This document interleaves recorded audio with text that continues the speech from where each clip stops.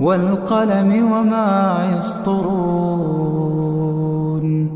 ما اعوذ باللہ من الشیطان اللعین الرجیم بسم اللہ الرحمن الرحیم الحمد للہ والصلاة والسلام علی رسول اللہ وآلہ آل اللہ اما بعد واتقوا اللہ الذی تساءلون به والارحام ان اللہ کان علیکم رقیبا۔ السلام علیکم ورحمۃ اللہ وبرکاتہ۔ فکر قرآن چینل کے تمام ناظرین کو ہم اس چینل میں اور اس پروگرام میں خوش آمدید کہتے ہیں، اور انتہائی اہم ترین موضوع لے کے آج میں حاضر خدمت ہوا ہوں۔ موضوع ہے صلہ رحمی اور قطع رحمی کے آثار۔ صلہ رحمی ایک ایسا موضوع ہے کہ اللہ تعالیٰ نے قرآن مجید میں اور روایات میں ائمہ طاہرین نے اس پہ اتنی تنبیہ کی ہے کہ اگر انسان اس کو پڑھے تو انسان حیران ہو جاتا ہے۔ تو ضروری ہے کہ ہم اس موضوع کو زیر بحث لائیں اور دیکھیں کہ کیا وجہ ہے کہ اللہ نے اس پہ اتنی تاکید کی۔ صلہ رحمی در حقیقت دو لفظوں پر مشتمل ہے، صلہ اور رحم۔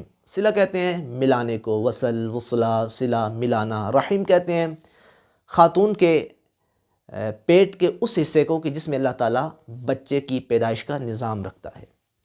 تو اس کو استعارے کے طور پہ استعمال کیا جاتا ہے۔ صلہ رحمی یعنی کہ اپنے رشتہ داروں سے اچھا سلوک کرنا، ان کے ساتھ تعلقات کو برقرار رکھنا۔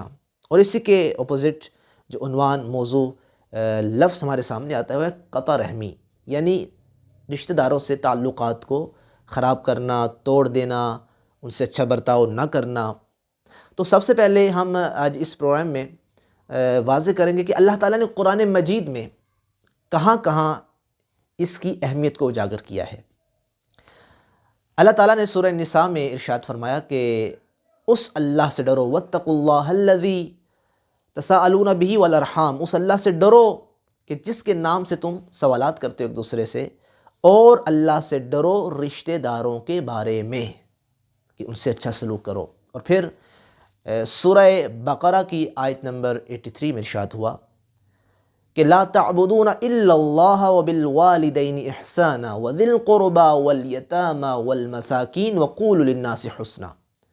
کہا کہ تم اللہ کے سوا کسی کی عبادت نہ کرو، اللہ کی ہی عبادت کرو، اور اپنے والدین کے ساتھ، اپنے رشتہ داروں کے ساتھ، مسکینوں کے ساتھ، یتیموں کے ساتھ تم اچھا سلوک کرو، وقولوا للناس حسنا، اور لوگوں سے ہمیشہ اچھی بات کرو۔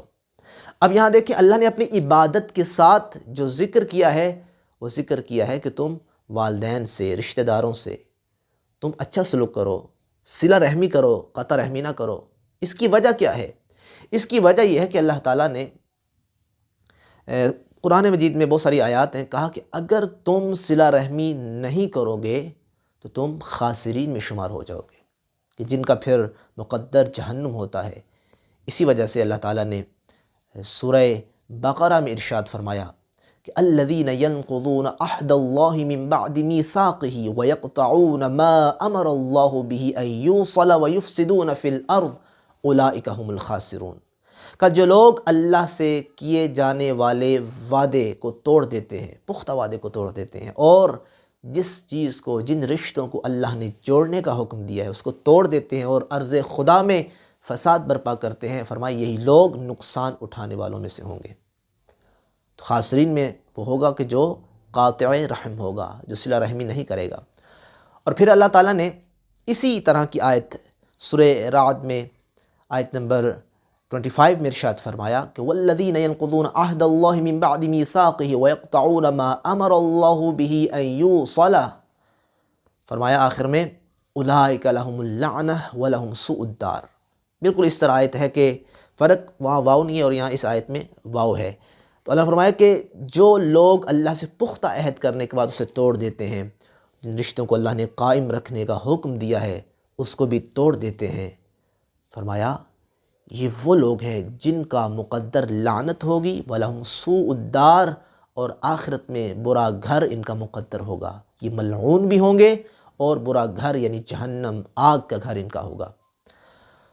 اور پھر اگر آپ سورہ محمد آیت نمبر 22 اور 23 کا مطالعہ کریں تو وہاں بھی یہی ارشاد فرمایا، کہا کہ جو لوگ قطع رحمی کرتے ہیں اللہ تعالیٰ ان سے حق کو دیکھنے اور سمجھنے کی قوت کو چھین لیتا ہے۔ اور بڑا پیارا لب و لہجہ ہے، فَهَلْ عَصَيْتُمْ إِن تَوَلَّيْتُمْ أَن تُفْسِدُوا فِي الْأَرْضِ وَتُقَطِّعُوا أَرْحَامَكُمْ، پھر فرمایا اولئک، یہی لوگ ہیں کہ جن پہ لعنہم اللہ، اللہ لعنت بھی کرتا ہے، فَأَصَمَّهُمْ، اور اللہ ان کو اندھا کر دیتا ہے، اللہ ان کو بہرا کر دیتا ہے کہ وہ حق کو نہیں سمجھ پاتے۔ لہٰذا ضروری ہے اس آیت کو سمجھے کہ کیا تم یہ توقع کی جا سکتی ہے کہ تمہیں جب اللہ تعالیٰ حکمران بنائے اور تم فساد بھی کرو اور تم قطع رحمی بھی کرو، یاد رکھنا اگر یہ کیا تو اللہ نے فرمایا کہ تم پہ پھر لعنت ہوگی اور تم حق سے اندھے بھی ہو جاؤ گے اور بہرے بھی ہو جاؤ گے۔ تو یہ قرآن مجید جا بجا فرما رہا ہے کہ تم صلہ رحمی کرو، صلہ رحمی کرو، قطع رحمی سے بچو، قطع رحمی سے بچو۔ اور میں آخر میں چند موارد ذکر کروں گا، انشاءاللہ اس کے بعد ہم روایات کی طرف بھی آئیں گے اگلے پروگرامز میں۔ سب سے پہلا درجہ جو ہے صلہ رحمی کا وہ والدین ہیں، کیونکہ رشتہ داروں میں دو طرح کے رشتہ دار ہوتے ہیں، ایک نسبی، ایک حسبی۔ نسبی یعنی کہ جو خونی رشتہ دار ہیں، ماں باپ ہو گئے، بھائی ہو گئے، ماموں، چاچو، یہ سارے جو خون کے ساتھ جن کا تعلق ہے، والدین کی طرف سے جو آپ کے رشتہ دار ہیں، یہ ہیں نسبی۔ حسبی یعنی جو کسی سبب کی وجہ سے آپ کا ان کے ساتھ تعلق ہوتا ہے، مثلا آپ کی بیوی ہے، پھر ان کے رشتہ دار ہیں، یہ حسبی رشتہ دار کہلاتے ہیں۔ تو سارے ان کے ساتھ صلہ رحمی کرنا ضروری ہے۔ سب سے پہلا درجہ ہے والدین۔ اللہ نے سورہ بنی اسرائیل میں ارشاد فرمایا، وَقَضَىٰ رَبُّكَ أَلَّا تَعْبُدُوا إِلَّا إِيَّاهُ وَبِالْوَالِدَيْنِ إِحْسَانًا، کہا اللہ نے فیصلہ تو کر دیا کہ عبادت صرف اسی کی ہوگی، تیرے پروردگار کی عبادت ہوگی، اور دوسرا فیصلہ یہ کیا کہ اپنے والدین کے ساتھ احسان کرنا، یعنی اپنی عبادت کے ساتھ جو حکم لگایا، حکم بیان کیا، وہ یہ کیا کہ اپنے والدین کے ساتھ احسان کرو۔ یہ بھی صلہ رحمی میں آتا ہے، اما یبلغن عندک الکبر احدہما او کلاہما فلا تقل لہما اف ولا تنہرہما وقل لہما قولا کریما، کہ اگر ان میں سے ایک یا دونوں بڑے ہو جائیں تو فرمایا ان کو نہ روکو، ان کو اف تک نہ کہو، فلا تقل لہما اف، اف تک نہ کہو، اور جب بھی کہو ان سے نرمی سے بات کرو۔ قول کریم کا لفظ استعمال ہوا کہ بڑی نرمی سے، بڑے پیار سے ان سے بات کرو۔ اور جب امام سے پوچھا گیا کہ مولا یہ تو بتائیں کہ یہ اف سے کیا مراد ہے، کہا اگر اس اف سے بھی کوئی چھوٹا کلمہ ہوتا تو اللہ استعمال کرتا اور تمہیں سمجھاتا کہ والدین کو اف تک نہ کہو۔